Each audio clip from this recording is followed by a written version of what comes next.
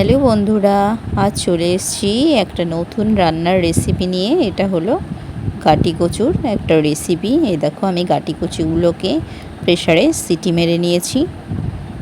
প্রেসারে সিটি দিয়ে সিদ্ধ করে নেওয়ার পর আমি দেখো গাটি কচুগুলোর খোসাগুলোকে ছাড়িয়ে নিচ্ছি। এই দেখো, এরপর আমি এক এক করে সমস্ত গাটি কচুগুলোর খোসাগুলো ছাড়িয়ে নিয়েছি। এরপর দেখো, আমি মিক্সার গ্রাইন্ডারের মধ্যে আদা আর কাঁচা লঙ্কা দিয়ে পেস্ট বানিয়ে নিয়েছি একটা। এরপরে আমি কড়াইতে তেল দিয়ে দিয়েছি। তেলের মধ্যে ফোড়নের জন্য দিয়ে দিলাম দারচিনি, এলাচ, শুকনো লঙ্কা, গোটা জিরে আর তেজপাতা। এরপর আমি দিয়ে দিচ্ছি গাটি কচুগুলোকে। এই কচুগুলোকে দিয়ে আমি এবার একটু তেলের মধ্যে ভাজা ভাজা করে নেব। এরপরে দিয়ে দেব এর মধ্যে হলুদ আর নুন। এই দেখো, আমি নুন দিয়ে দিলাম।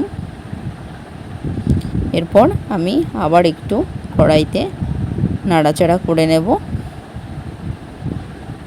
এরপরে আমি দিয়ে দিলাম যে আদা কাঁচা লঙ্কার পেস্টটা করে রেখেছিলাম সেইটা।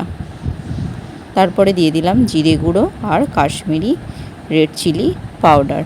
ব্যাস, এরপর আমি আবার একটু নেড়ে চেড়ে নিয়ে জল দিয়ে দেব।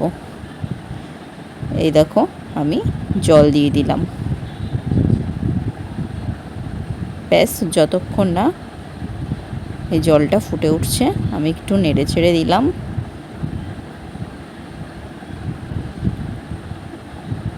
জলটা ফুটে ওঠা পর্যন্ত আমি আবার এর মধ্যে দিয়ে দিলাম কয়েকটা চেরা কাঁচা লঙ্কা।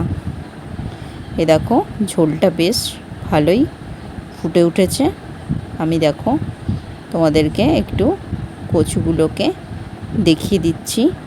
এটা খেতে খুব সুন্দর হয়। এরপর আমি দেখো দিয়ে দিচ্ছি নামানোর আগে একটু শাহি গরম মশলা আর খুব সামান্য পরিমাণে ঘি।